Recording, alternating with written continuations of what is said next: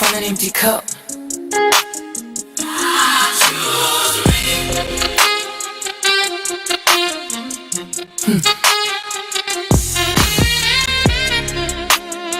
Used to pour from an empty cup.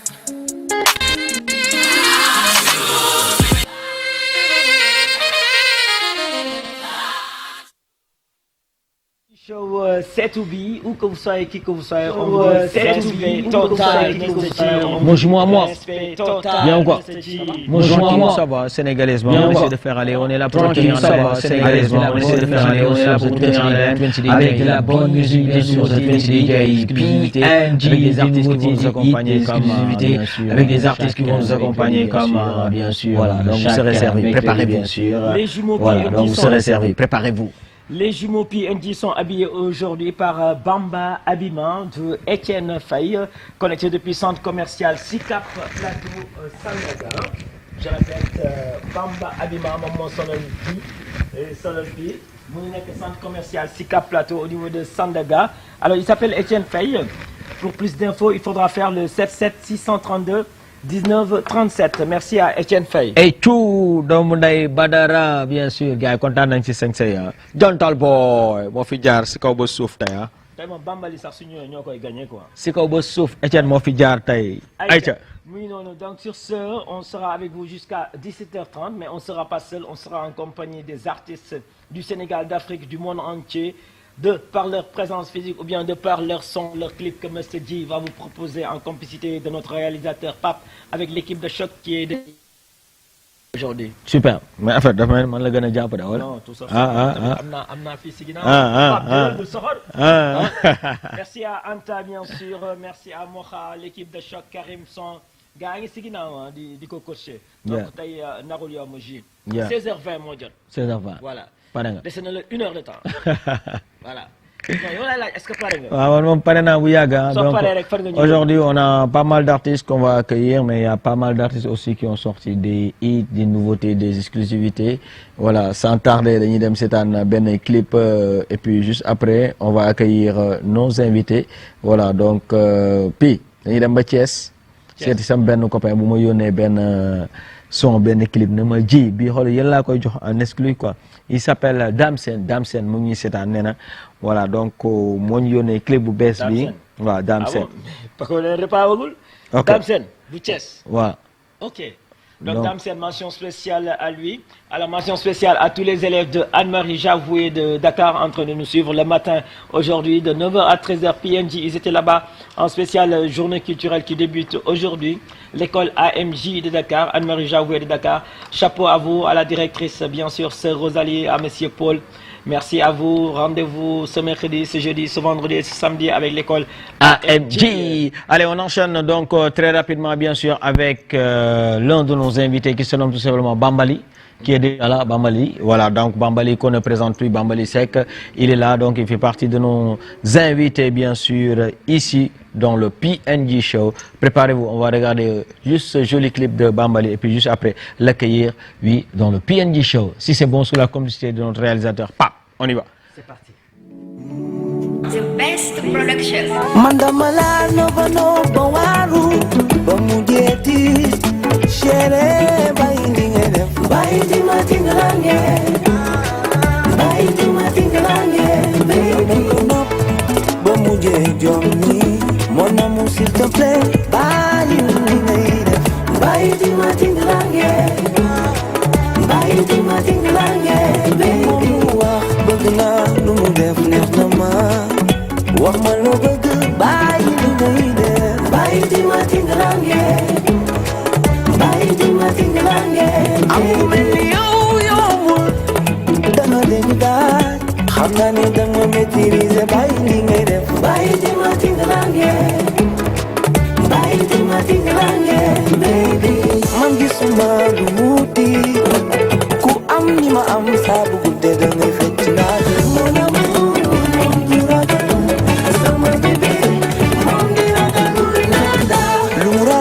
fay jooy ku am ni ma am saabu guddee dangay fecc naa mon amour moom du ragal sama bébé moom di ragalul nada du ragal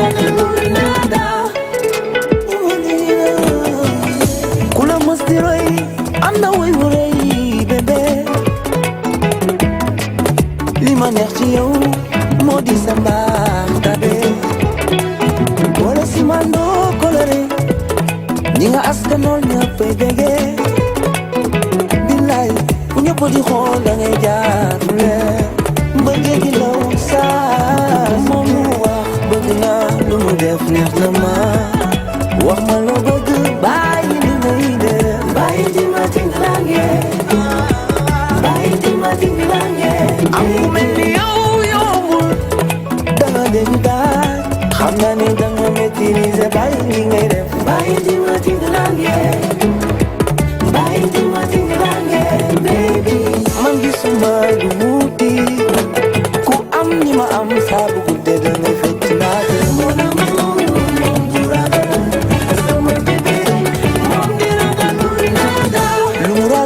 fay jooy ku am ni ma am saa bu guddee dangay fecc naati mon amour moom du ragal sama bébé moom di ragalul nada du ragal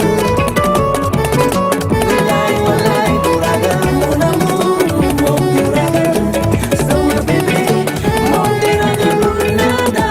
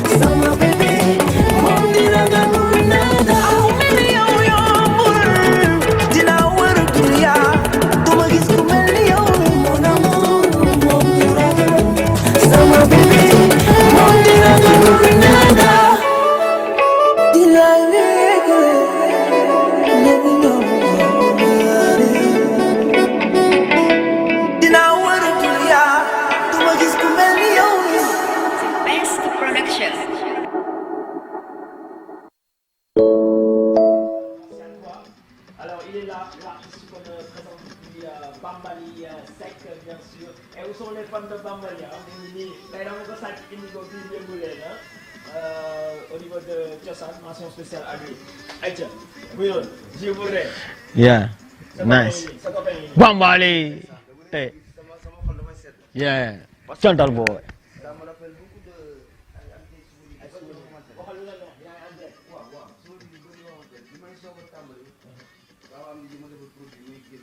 ma xàmmee yéen da ngeen ma jël wërale ma école yi. c'est vrai c'est vrai. yéen a tax école yu bëri ma teg ko sama tànk. mu doon ay fosco yoo xamante ne du ma ko fàtte. te macha allah yéen ñaar yàlla dafa dogal moom da ngeen a teel a. xam nga am gëm-gëm ci man. teel a am confiance ci man. teel a am cofeel ci man te loolu moom xam nga. vraiment du ma ko mës a fàtte. Mais la question que tout le monde se posait à chaque fois que j'annonçais aux élèves, attention, est-ce que vous êtes prêts à accueillir Bambali Seck? Tout le monde se disait c'est le frère de Wally Balago Seck. Ouais. Donc est-ce que mën nga ñu wax très rapidement Bambali Seck, Wally Seck, c'est quoi la relation? Lan lañ bokk quoi? Wally Seck man ak moom je peux dire comme ñoo bokk ndey ak baay parce que tey ku ne Thione Seck ne Mapenda Seck. Mapenda Seck ak Thione Seck ñoo bokk ndey ak baay. Ok. ba tax na Wally noonu la loolu laa bokk ak moom. Et toi tu es le fils de? Mapenda Seck. waaw est-ce que gars yéen a ngi déglu déglu leen bu baax de pour xam historique bi. waaw xam nga te loolu moom mën naa ne que voilà deret bi daw ci Wally mooy daw ci man. mu doon mag boo xamante ne suma xarit la doon suma référence doon koo xamante ne sama mag bu ma estimé la. ci lu bëri parce que ñun ay rakam tey moom mi ñu jiitu ci wàll bi xam nga daf ñu wan le bon exemple quoi xam nga. te loolu jar na roy. te man balaa maa dem roy magu keneen ma roy gis suma mag bu mel ni Wally Balago Seck wax dëgg yàlla ma roy ko actuellement mais daal le plus important mooy deret bee fi ne ba pare voilà.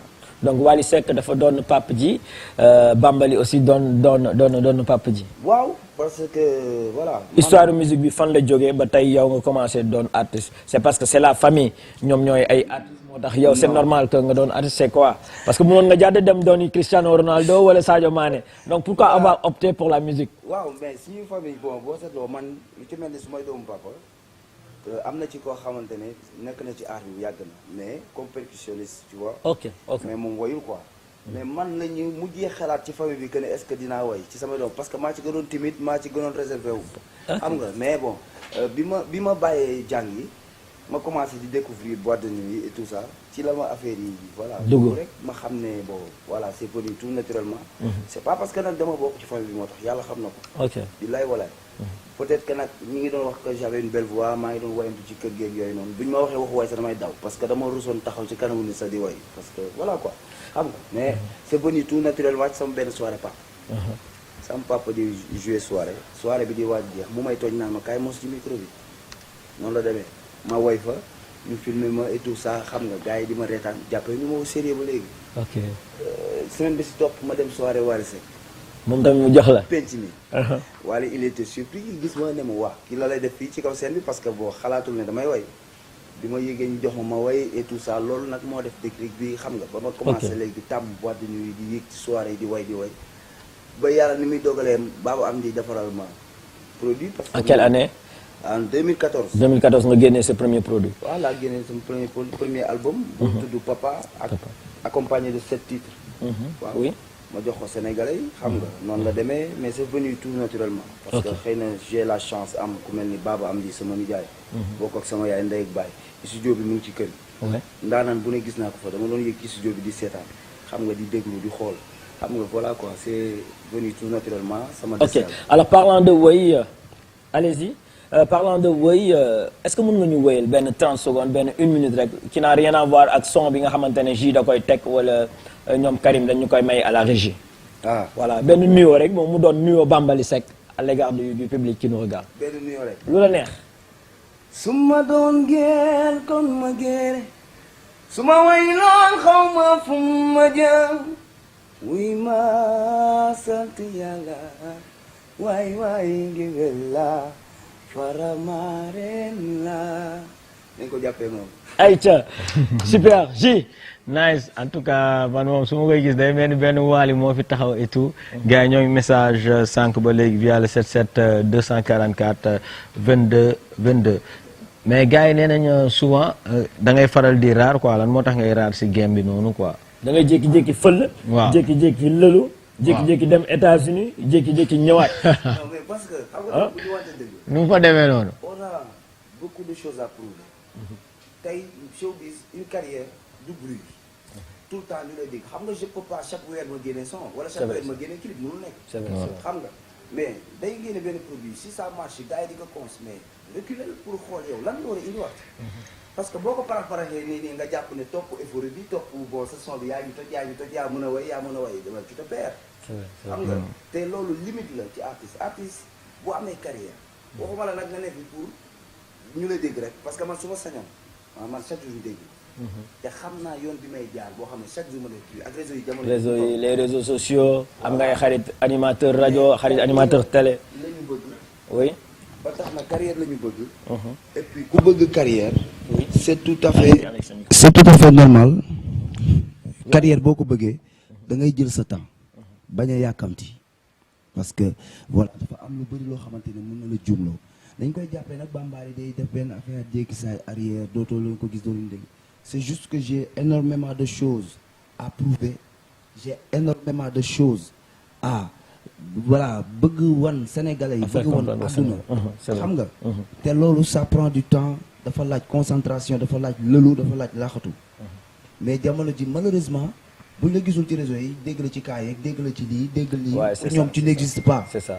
mais man nag loolu heureusement que man sama mental man loolu man mënuma sonn man sama carrière dama koy jéem a dessiner comme ni ma ko xalaatee li ci des yàlla suñu borom a koy. alors en parlant de carrière ñu ngi 2026 sànq wax nga ñu 2014 en dehors de ce premier album tu as eu à sortir un deuxième album en quelle année. waaw maa ngi ko génnee 2025 bi. 2025 waaw mu ngi tudd Renaissance. EP la sax. benn EP la Renaissance mu ma liggéey gu mooy ak ki nga xamante ne mooy Best Production. kon da nga bàyyi Baba Amdi. non pas bàyyi. mën na carrément man maay artiste bi nga xamante ne dama am liberté. fu ma neex laay dem. ok kon amoo label fixe. aw ma label fixe signé wu ma fenn fu ma neex laay dem. damay sentir suba ñëw liggéey ak yow. gannaaw suba ma dem liggéey presque à su ma neexee. ok ça dépend man aw ma limite ci sama carrière parce que carrière dafa doon laaj aventure dafa laaj ouverture dafa laaj partage te ku nekk ak sa touche xam nga moo tax nga war a partager. kon deuxième touche bi The Best la. waaw moom moo ko dóor. bii nii mu ngi génn muy sama seytaane.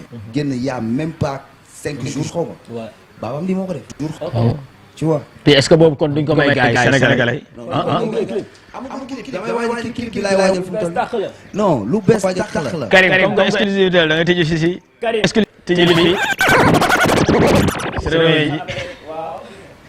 soo ko tijjee rek après mu may ko gars yi dans le PNJ Show. C'est parti.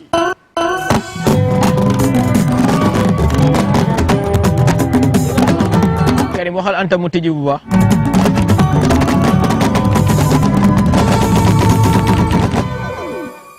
bés dafa ñëw ma bëggee daw si mu mel ni dama bëgg a génn ci infidélité sànni ci guddi ay ba waa koñ bi sax tëdd nañ fi mu xoolee booba si daale mën na ma waaye bi jégal ma doy ma dootul am amoo de jégal ma doon ma def dootul am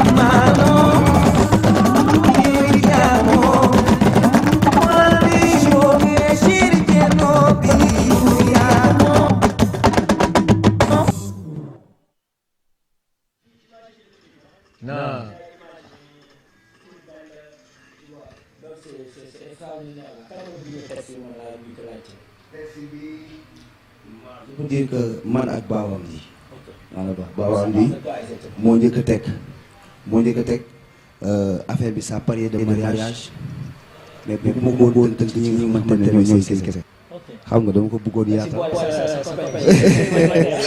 moom xam nga man moom ñoo bokk ASC ma bëgg waaw si waaw mais loolu c'est juste kii benn tournage clip la affaire bi génn xam nga ok def brio def takk jabar fekk na clip bi dafa am séquence boo xamante ne dama mel ne kuy takk yooyu bi mu duggee ci réseau voilà ça fait mais après ki nga doon jëlee nga ne wala yow chéri yow dama trompé non non mais ma nekk xam na ma xam na ne aw ma xolu jéeg xaay bu dégg ma ci mbiru bi dana takk daal ok ma takk sa naaj waxtaan moom wala so yaa ngi xam il s'appelle comment non wax mais nga amul yàqalaate waaw non dama yàqalum day noonu nga amul yàqalaate Aïcha donc elle est en train de nous regarder mention spéciale à elle J amul yàqalaate c'est ça waaw gis nga parce que si ça yoo ko waxee J le nom de ton bébé la maman elle est en train de regarder même à elle di sob di naxasaale ah fii nga wax lettre bi ñu njëkk a commencé turam sa problème la gars yi dama nuyu xam nga maa ngi koy bégg doon koo xamante ne bëgg na ma trop mooy encouragé gëm ma nag elle a trop confiance en moi xam nga moom mooy mais dafa ñuul nit la daal nit la jigéen la jigéen la nit la ok am na cheveux am na yaa bëgg a xam am na ay jaaro yaa wala Aïcha super donc J ñoo ko déggandoo le joli son le joli clip qu'on espère bien se voir c'est pourtant le clip waaw instant bi nii comme que ñu ngi jub ci tabaski bi di ñaanal ñëpp ñi nga xamante ne ñooy soppe yi man di jàmm xarit ak fu waay mën a nekk ba ci diaspora bi ñu leen di wax déwéniti leen rek yàlla nañu ko fekke ay déwén yu bare bari tabaski baa ngi ñëw dañu bëggoon bàyyi bu fête bi jàllee rek incha allah ñu song ko may profito di nuyu ki nga xamante ne mooy waa Salam VIP ndax ñoom tabaski bi ñoo nar a génne foo xamante ne da ngay nar a gis shooting yoo xamante ne clip shooting yoo xamante ne daan nar a wër taxaw par Salam VIP moo fa génn xam nga ma leen di nuyu bu baax a baax mais kon gars yi li wax dëkk bi dafa métti kon est-ce que artistes yi yëg nañ ko kon artistes yi yëguñu ko dëkk bi méttiwul bon dina métti parce que non dinañ ko yëg parce que tey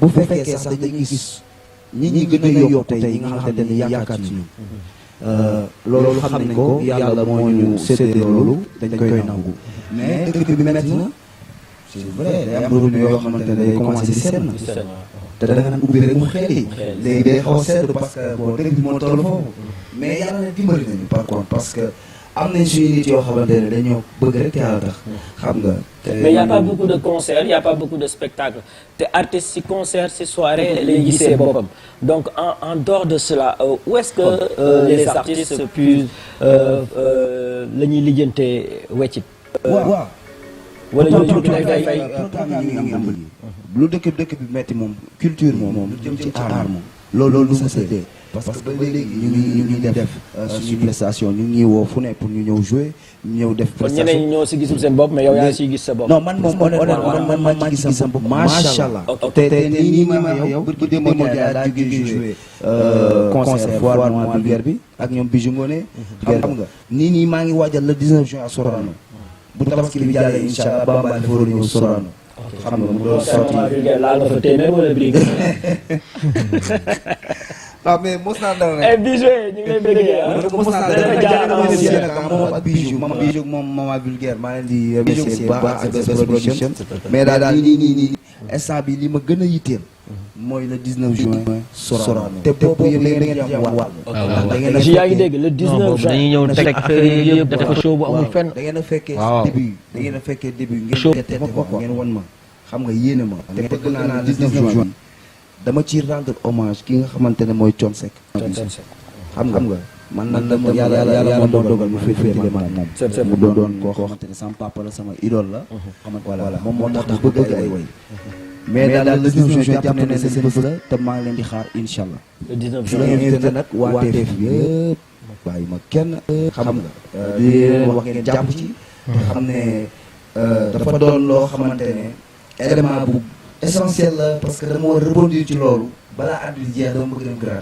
Théâtre jeex na gars yi ñoo ko déggandoo Sorano lay commencé le 19 juin c'est à ne pas rater. Il rend hommage à Feu Thione Ballago Seck, le papa à Wally Ballago Seck, le frère de son papa bien sûr Mapenda Seck, donc c'est à ne pas rater. nañ ko support. Il y a des entrées prévues à combien? waaw entrée simple 10 000 francs la VIP 20 000. waaw ok est-ce qu'on peut avoir benn contact soit sa numéro manager ou bien plus d'infos. mu dee jël tey ku ci bëgg a ticket wala am ci lu la leer info mën naa jox benn numéro jàpp numéro yi mais numéro bi jàpp moo daal 77 77 810 xaaral ma jëlaat la waaw 810 810 83 98 waaw numéro boobu ku ci bëgg ticket boo ci wootee di nga am ticket. di nga am na ci 174 waaye xaw ma doo ko fàtte. donc plan alors quel sera le mot de fin de Bambali il y a d'autres émissions yoo xamante ne prévoir nga ko ak PNG avant le 19 boobu gën ko yaatal tamit si rajo bi permettre gars yi woote poser seen ay questions et tout quel sera ton dernier mot à l'égard de cette émission d'aujourd'hui. waaw di remercier waat vraiment yéen ñi nga xamante ne ay daanaan ngeen te yéen moom amul daanaan bu nekk fii Sénégal te jaarul ci seen i loxo xam nga yéen da ngeen contribuer ci culture sénégalaise yàlla na leen yàlla fay di ziar soppe yëpp di kontaan tamit aussi ci suñu équipe bi ñuy àndal chaque jour di ñu encourager xam nga Khadija borom Salam VIP suma jigéen suma xarit kooku Yande Ba di leen wax ne waajal leen moom na sañ ci tabaski ak Sorano ñu ngi xaar ñu ngi xaar. ba pare ne ma teel nga mos ne xam nga macha allah le 19 juin la ñuy pare kon soppe yi fu waay mën a nekk pare leen le 19 juin xam ne seen bés la ànd ceeg Bamba Faye ak Jibi bu Daburen ceeg di leen xamal ne le 19 juin nag dafa doon bés bu muy teel képp ku sopp Bambaly Seck dama bëgg nga ñëw ci le 19 juin daal dañuy sargal ki nga xamante ne mooy Thione Ballago Seck toute la famille sera là macha allah. Merci. Alors Papis Laobé dans les coulisses, Dajla bien sûr, la star est dans les coulisses, Simon Jollof for Life, Rap Network est dans les coulisses, nous sommes de teew fii ci émission PNJ Show, c'est en direct au-delà de la TFM. Donc merci encore une fois à Bambali. Voilà, donc sans tarder dañuy voyager la quitter la France uniquement pour l'émission de ce soir. Elle se nomme tout simplement Dajla. Voilà, donc dem nañ ci Bambali dañuy dem permettre Bambali tamit découvrir suñu gan gi nga xamante ne France la jógee. Elle se nomme Dajla mu génne ay son ay clip yu bees tàkk. Voilà, dans le PNJ Show. Yes. waaw. dafa ñëw sàcc fii wala dafa ñëw fee jaar rek. waaw dafa ñëw sàcc. bu fekkee clip bi ma gis. sama ñoom yaay Viviane pare leen de. sama ngeen problème de. ñoom yaay Sey pare leen ngeen problème. waaw bu fekkee li ma gis nii macha allah. Super. Alors on va regarder ça avec la complicité de Pape Anta Karim. Let's go Moha.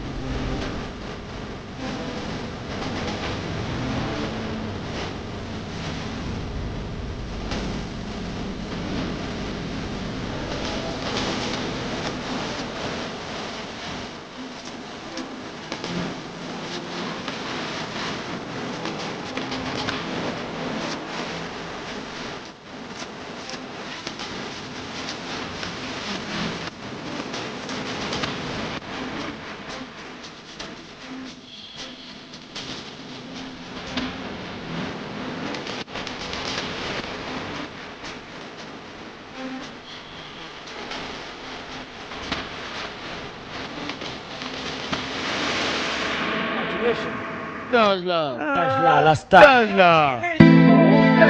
Tajla. Comme Chora. Félicitations à Wow, toi. c'est joli ça, ce que tu as porté. Ça s'appelle comment?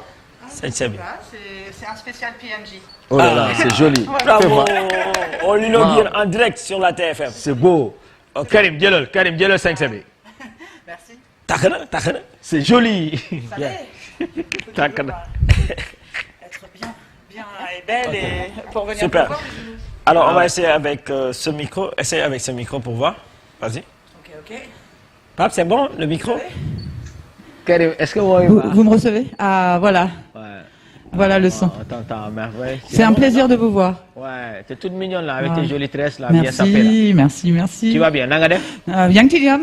Yaa ngi cool. maa ngi fi rek. Nanga 5 li nga sol dafa rafet. Sant yàlla. Foo jógee ni? Jàmm rek.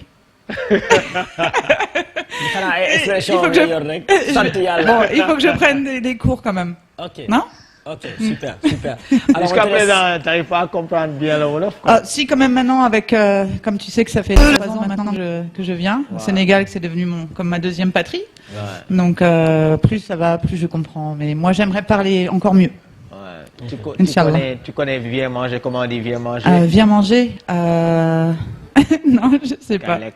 Hein? Kaay lekk ceeb. Kalek ceeb. Ceeb. Ceeb, kalek. Ok. Ceeb, c'est ceeb. Ceeb, c'est bon. C'est le riz au Voilà, poisson. c'est le riz, quoi. Riz au poisson. Mm. Ok. Ceeb. Tu aimes notre ceebu jën? Tu aimes notre ceebu jën? Tu aimes notre ceebu jën? J'adore. Ok, c'est bon. Ouais, c'est obligé. Tu sais cuisiner ça? J'ai essayé, mais bon. yow aussi ban xeet nga bokk?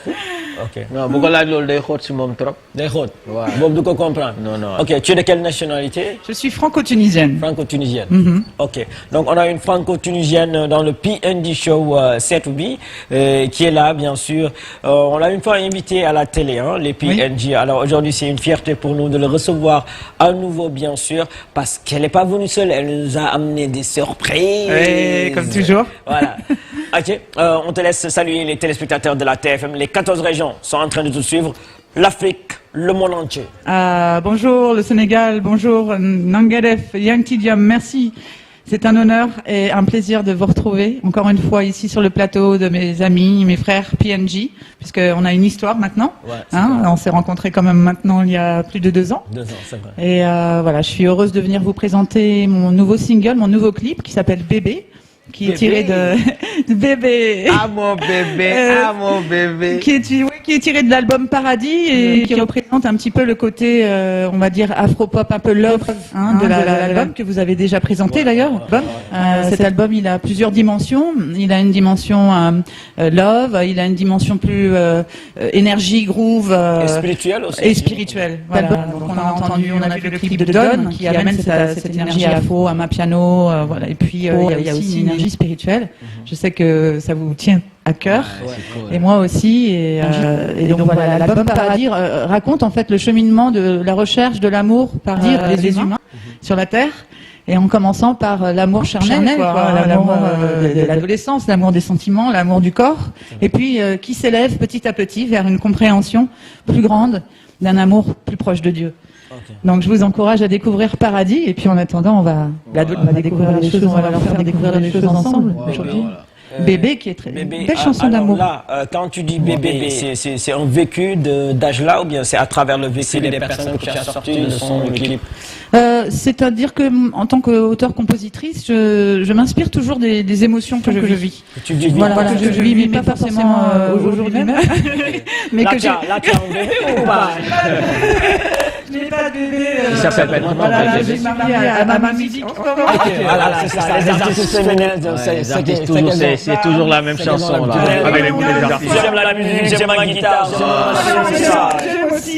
J'aime aussi d'autres choses, mais bon, l'énergie passe beaucoup dans la musique, ça nous prend du temps, et en tout cas, à l'heure actuelle, voilà, je suis concentrée sur moi. Aïcha mu ngi noonu dafa génne album bu bees tuddee ko Paradis si album boobu am na benn clip bu mu génne tuddee ko bébé ñu koy laaj ndax moom dafa am bébé moom amagul bébé ah loolu la tontu léegi mais instant moom pour l'instant bébé yoom mooy musique voilà donc jamono ji loolu jot a expliqué donc sans tarder je dis est-ce que le clip est disponible pour qu'on puisse le regarder Ça sortira vendredi. C'est pour vous l'exclusivité. En exclusivité. On vient juste d'écouter Don, c'est version Amapiano. Bébé, ça donne quoi?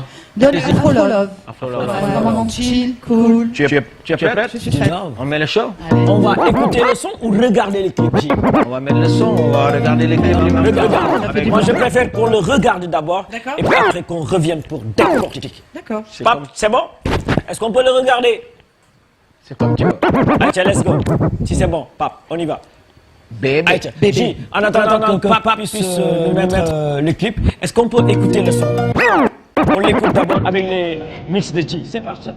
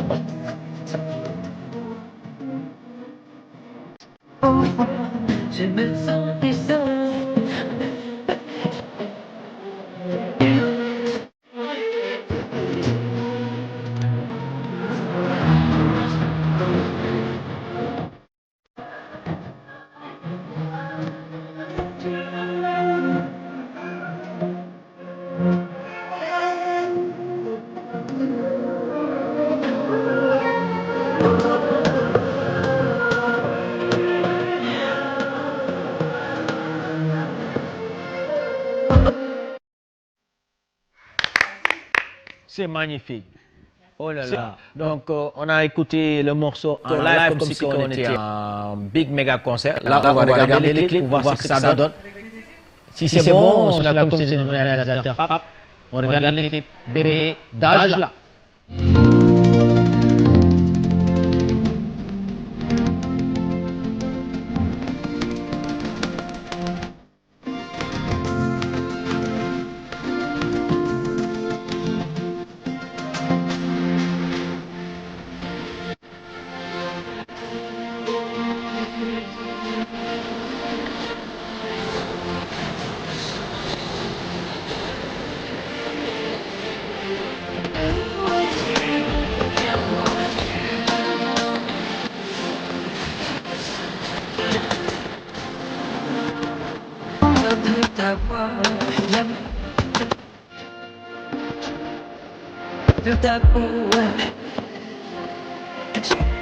J'ai la gratitude pour tout.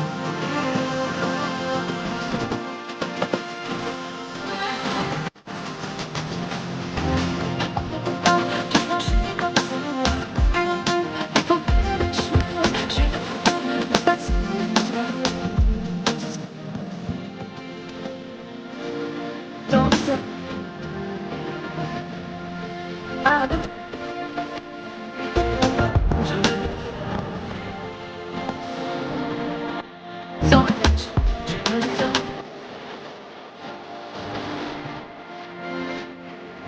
C'est moi si bien dans tes bras, quand tu es la vie, le soir, dans ce grand lit froid, je me sens.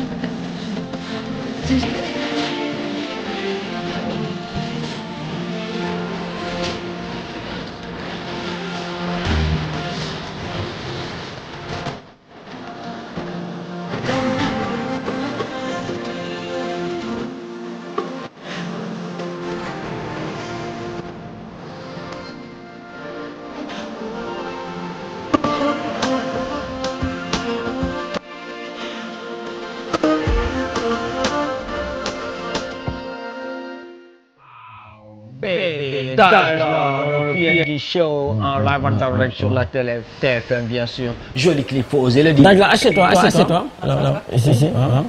Mais moi, C'est ça, il n'y a même pas 2-3 jours. Hein. Oui, Wow. super. On a l'exclusivité alors. Oui, Super. l'exclusivité. Alors, mesdames et messieurs, comment vous trouvez le clip d'Ajla? Comment vous trouvez notre artiste ici? J'ai le portable de mon jumeau. Hein. Vous pouvez m'envoyer un message au 77 244 22 22. 77 244 22 22 sur 10. ñaata ngeen koy may? Vous lui donnez combien sur 10? 2 sur 10, 8 sur 10, 9 sur 10, 10 sur 10. On va lire ensemble les notes, hein? Au 77 244 22 22, notre invité d'Ajla. D'Ajla, où est-ce que tu as tourné les clips? J'ai tourné le clip à Sali. À Sali. Ouais, à Sali, ouais. Tu aimes Sali, toi? Tu aimes Sali? En fait, moi j'aime tout le Sénégal, mais comme je ne reste pour le moment pas très longtemps, j'aimerais visiter vraiment plein de régions. C'est un projet que j'ai pour aller à la rencontre des talents en fait du Sénégal. Comme vous savez déjà, je fais partie d'une association qui s'appelle Heaven Citizen, Citoyens du Paradis. Et on a déjà développé des stages, de l'écriture, de la production, en fait pour soutenir les jeunes talents, pour leur donner l'opportunité de s'exprimer, pour booster la créativité. Et c'est aussi pour ça que je suis venue au Sénégal, pas seulement pour tourner mes clips, mais je profite toujours pour faire des rencontres professionnelles, essayer de développer un pont entre la diaspora, l'Europe, l'Afrique, et puis créer des opportunités de création artistique et culturelle, parce qu'il y a tellement de talent ici, ça mérite des opportunités. T'as envie de faire des featuring ici avec des artistes sénégalais? T'as des cibles ou pas encore? Écoute, moi je fais confiance, je suis croyante, je fais confiance au destin et aux rencontres. Mais tu connais quelques artistes? On a toujours des. Alors moi, pour moi, tu me demandes, je suis dans la maison du plus grand. Tu vois, on est chez le grand Youssou N'Dour, donc forcément, vous êtes ici, vous m'invitez, c'est un honneur et forcément. C'est Ça te dirait très grand, de quoi. faire un featuring avec l'artiste planétaire Youssou N'Dour? Ça serait un rêve. Ça serait un rêve. Super. Ce serait un rêve devenu réalité. Et puis tu vois, tout à l'heure vous m'avez présenté le jeune homme qui était là, qui chante super bien. Bamba Lisek. Mais franchement, une voix. Et on va te présenter aussi Alors, Papa Silaobé, c'est un jeune artiste aussi que tu vas connaître dans quelques minutes. C'est avec lui qu'on va clôturer l'émission, bien sûr, tout à l'heure. Dans à peine 2 à 3 minutes, on va te le présenter. Super. Tout de suite. Avec plaisir. Super. Mais j'aurais bien voulu savoir, c'est où est-ce qu'on peut te situer? Et on va bien genre de musique. Alors, on peut me situer entre la soul, puisque c'est mon inspiration principale, la soul, l'afro, et puis groove moderne, amapiano. Ah bon, et tout puis, ça? Oui, il y a aussi des éléments de reggae aussi. Parce que moi, je suis une artiste, tu sais, je ne fais pas, je n'aime pas être mise dans une case.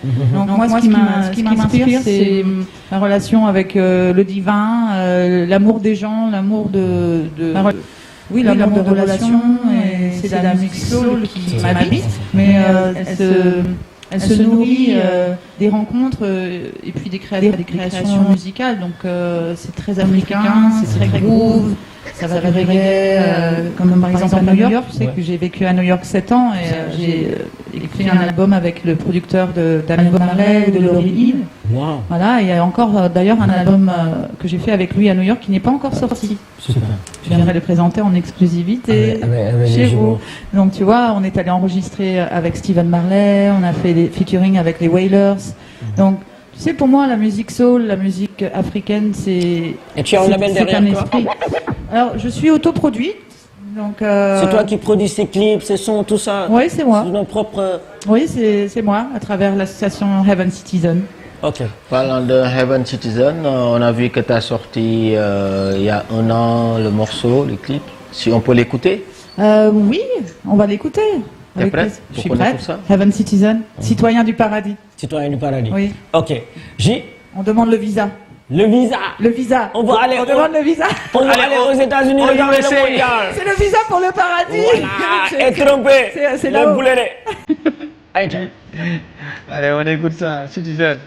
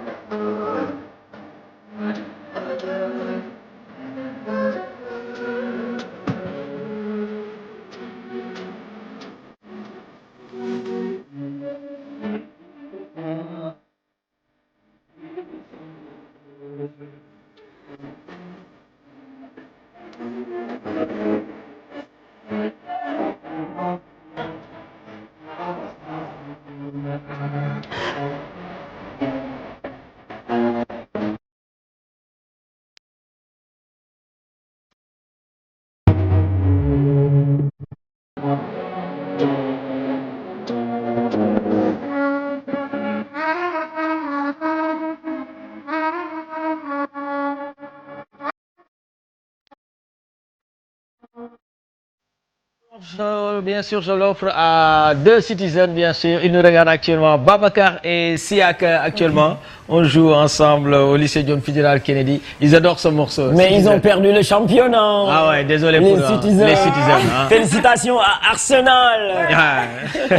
Babacar ak Siaka ñoo ngi seetaan ñoom ñaar ñooy xëccoo meilleur buteur bi actuellement ku si nekk am na 4 buts donc gars yi dañuy teg benn xar comme que tabaski bi la ñu ne meilleur buteur bi day yóbbu xar bi moo tax instant yi ñoo ngi koy reyante de passage di leen wax big up à vous Babacar Siaka LG. ak Taïru aussi am na 4 hein. waaw Taïru waaw. muy 4. Yes, 3 personnes. Aïcha mu ngi noonu donc sans tarder on va laisser donner le temps bien sûr à Dajla de se reposer juste quelques petites minutes et puis découvrir notre dernier artiste invité J. Qui se nomme tout simplement Papis Lawé. Aïcha, on va regarder les clips et puis juste après accueillir Papis dans le Pion du show. Let's go. Siro Baby, li bëgg ci man ma jox la bu suuf seddee ma wax la mbégte xol bi yow la man naa ko waat ne li ma yëg dëgg la tey jii dinaa la bégal feesal sama mbëggeel cey lii neex bi ma tàmmal yaram bi moom la soxla gëm naa ne yaa ma defar ba naw ma xam ne bu baax loxo yi ma nekkoon na fi nga ma dóor bu ko bàyyi péage bi yaa naa ma génn li nga ma daal suuf ndeke lii am naa fi réew mi toll fi mi toll nga am ku la bëgg du la firi mi toll nga am ku la bëgg di dox ci li nga bëgg nekk lii nii am naa firi mi toll nga am ku la bëgg du la firi mi toll nga am ku la bëgg di dox ci li nga bëgg fi nga ma teg foofu naa di ñëpp teewee ma kan naa la yow doo bi diw dem naa yóbbu ma fu la neex la kot naa gisatuma keneen lu may xooli feneen duma kuy sëngéem duma dem feneen ndeke bëggeel ndeke bëggeel ndeke lii nii am naa firi mi toll nga am ku la bëgg du la firi mi toll nga am ku la bëgg di dox ci li nga bëgg ndeke lii nii am naa firi mi toll nga am ku la bëgg du la firi mi toll nga am ku la bëgg di dox ci li nga bëgg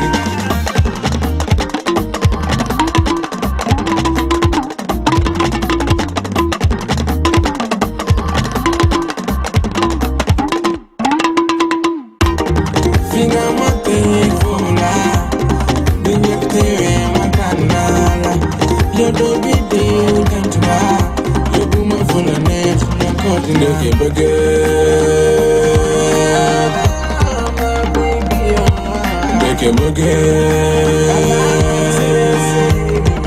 moom nga ja soxor man daal man bëgg naa la man daal ku la bëgg tànn naa la man daal man sopp naa la man daal man bëgg naa la man daal man bëgg naa la man daal ku la bëgg tànn naa la man daal man sopp naa la man daal man bëgg naa la man bëgg naa la ku la bëgg tànn naa la man sopp naa la man bëgg naa la.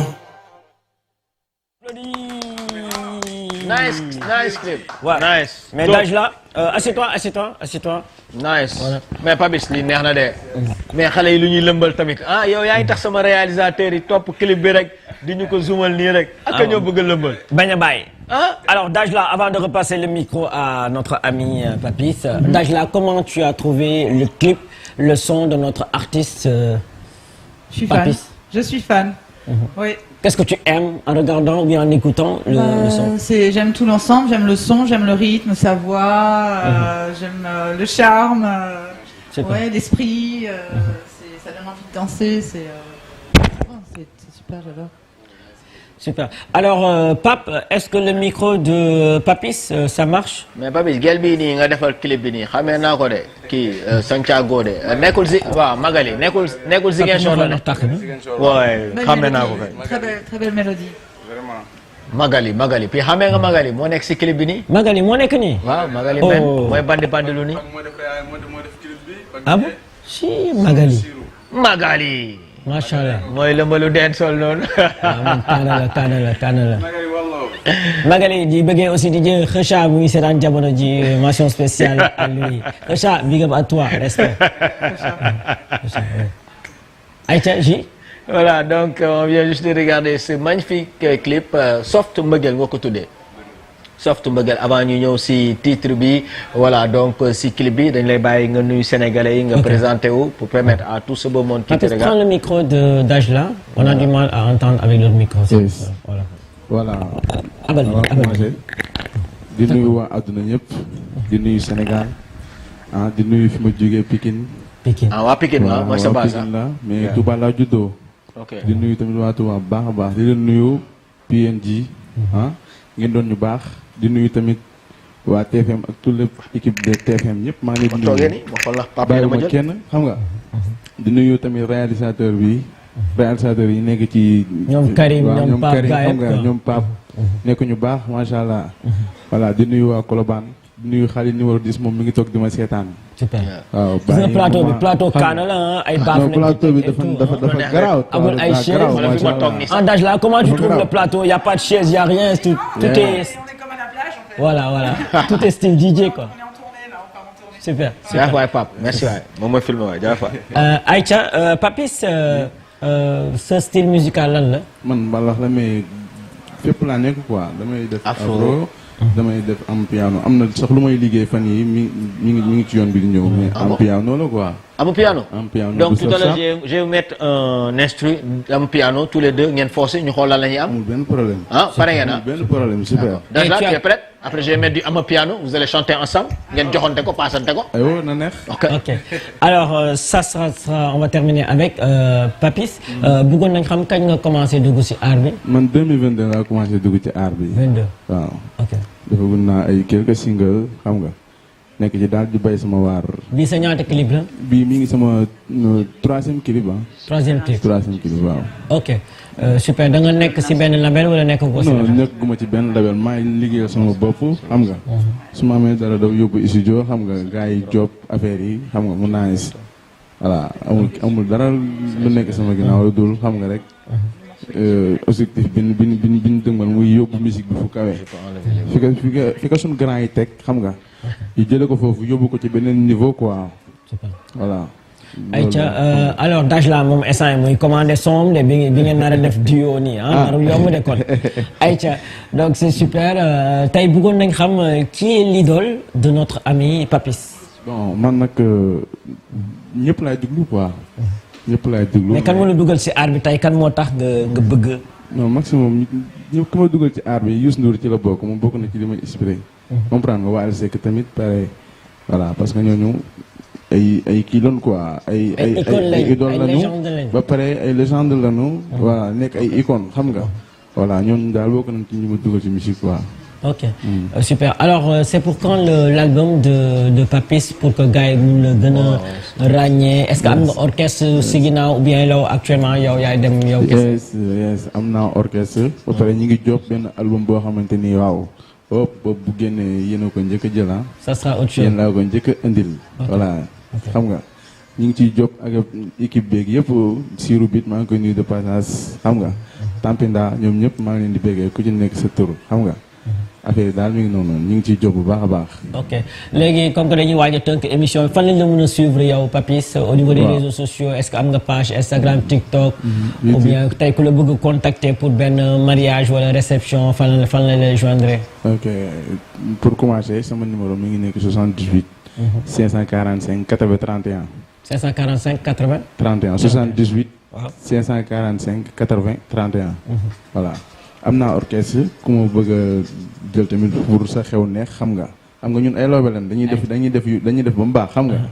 voilà mi ngi noonu ku ma bëgg a jël pour sa xew voilà sa ngénte sa mariage nga wala ci numéro boobu incha allah. ok voilà. super am na benn copain Karim la tudd moom dafa su kontaanee rek day battre may ko benn affaire rek si turam ma xool ndax mun nga tàgg. Abdou Karim maay.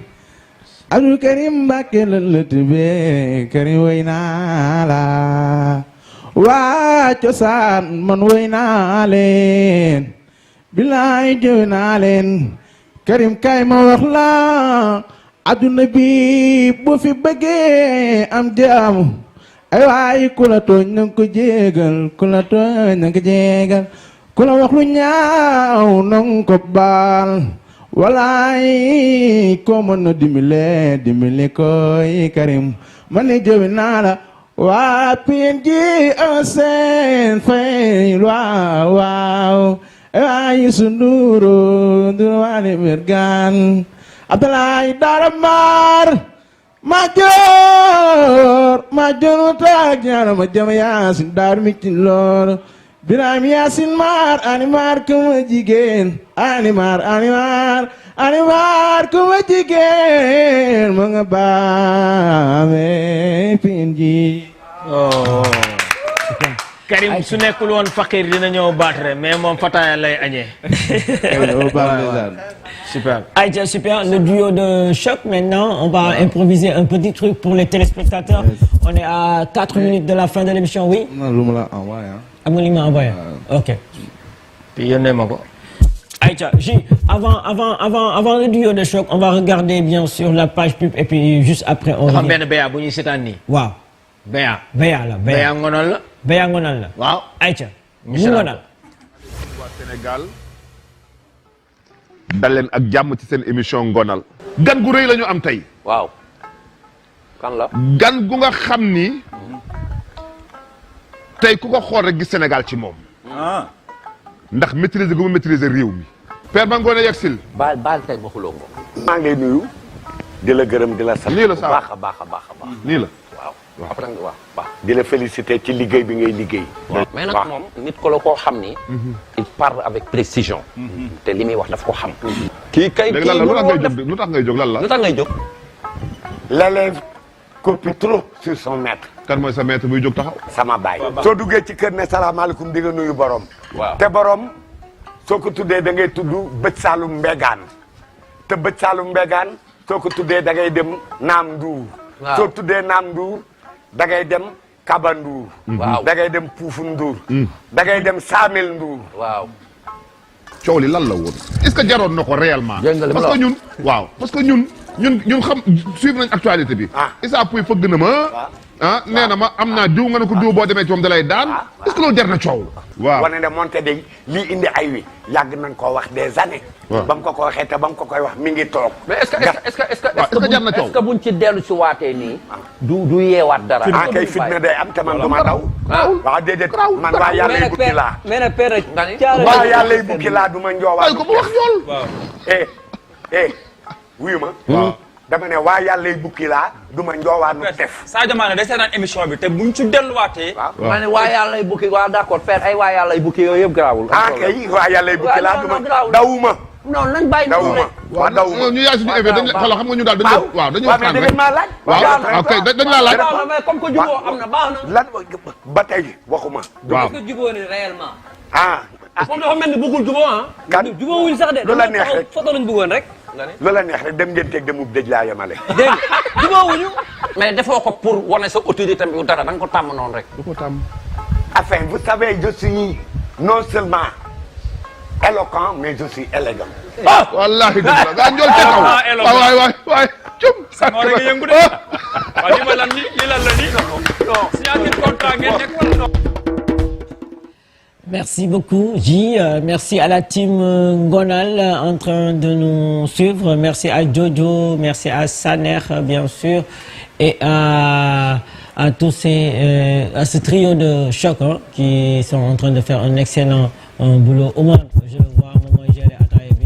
Donc, c'est à partir de 23h après Faram Fatih aujourd'hui. Ngonal à ne pas rater. Alors, J, très rapidement. Voilà, donc on va faire chanter Dajla, on va faire chanter bien sûr notre artiste qui sont sur le pape.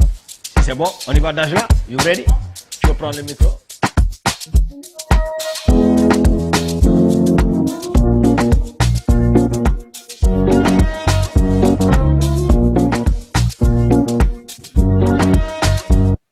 DJ. Voilà, je vais te donner. Chanson d'amour encore. Parce qu'il faut de l'amour quand même. On en a besoin. Hein?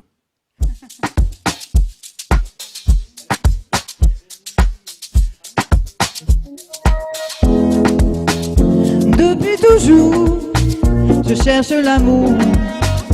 Il s'est caché. Où le trouver? Je ne sais pas lire dans l'avenir. J'ai la foi, maintenant tu es là. Un seul amour, un seul cœur, un seul amour, c'est le bonheur. Un seul amour, un seul cœur, un seul amour, c'est le bonheur.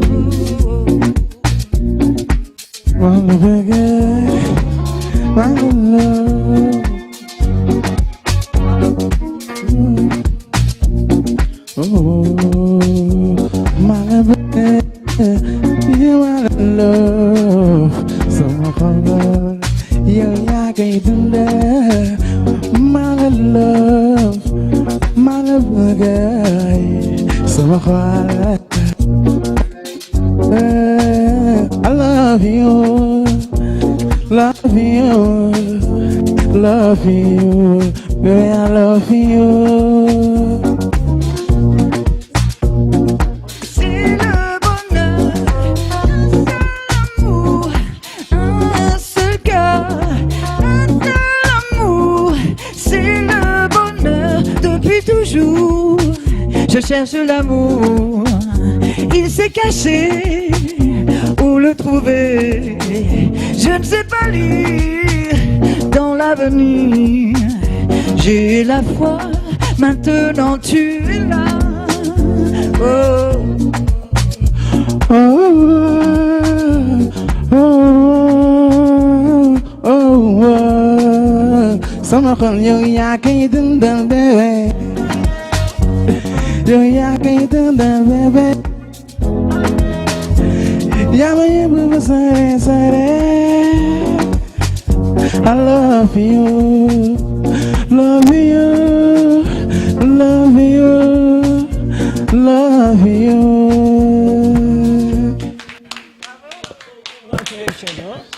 Alors, j'ai sûrement reçu énormément de messages via le 244 22 22. Les gens n'arrêtent pas d'envoyer des textos, d'envoyer des notes, d'appeler même. Hein, voilà, donc franchement, chapeau. Je salue vos invités depuis Sali, Nyahignal. Merci. Elle est forte, elle est brave, Dajla. Bonne continuation. Hein. Voilà, donc toujours les textos. Yeah, nice duo. Nice duo, nice duo. En tout cas, Ndiaga Ndour, tu viens de regarder bien sûr ce duo de choc. Donc, à ma maison de prod, il faut un diap aussi. Pourquoi pas bien sûr faire un truc avec Papis, faire un truc avec Dajla à travers l'émission de PNJ, bien sûr. Mention spéciale à vous tous. Alors, quel sera le mot de fin de Dajla? On est à 2 minutes de la fin de l'émission. Le mot de fin, c'est restons connectés, Instagram, TikTok, sur les réseaux Dajla, D-A-J-L-A. Et puis, il y a de nouveaux clips qui vont arriver, bien sûr, toujours en exclusivité sur TFM avec vous. Hein, vous êtes les premiers. Et puis, voilà, des belles choses, des concerts prévus, et puis des beaux partenariats et pourquoi pas des actions culturelles avec les enfants l'année prochaine au Sénégal. Il s'appelle Lai Pokora, il dit qu'il est candidat pour Dajla. Hein. Voilà, il est candidat. Il est candidat. Candidat? Voilà, ah, d'accord. Il dépose sa candidature. C'est toi, tu vas prendre un cut ou?